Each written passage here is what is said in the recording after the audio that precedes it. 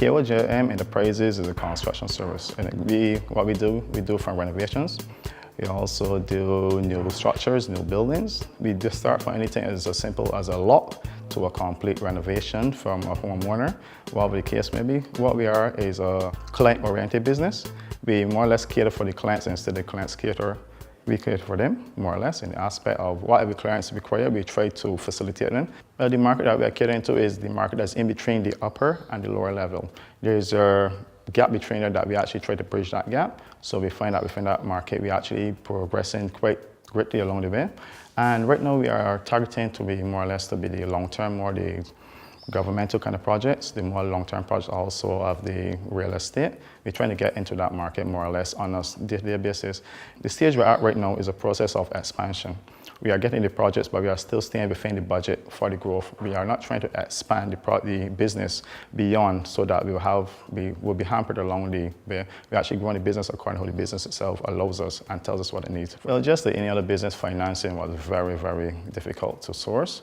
So what we did with the business is that let the business generate its own income and actually reinvesting every profit that we make into the business. It actually took a lot of restraint, a lot of discipline to actually do the financing aspect, because within going to institutions, you know, it will be definitely difficult as a startup business, which had very little income at this disposal at that point in time. We got in contact with the Barbados Business Trust, and from there we had a loan to buy a concrete mixer.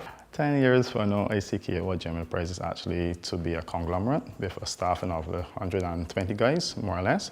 And we're actually trying to get into the market of the real estate, the high-end market, but yet still allowing the domestic market to be there with us, because it was our stepping stone to the stage which we will be at that point in time. So my advice would be to at least get a year or two into some sort of institution or in some sort of work environment that relates to the business you want to get into, and from there actually just try to save yourself some income that will give the business a startup without actually trying to borrow money.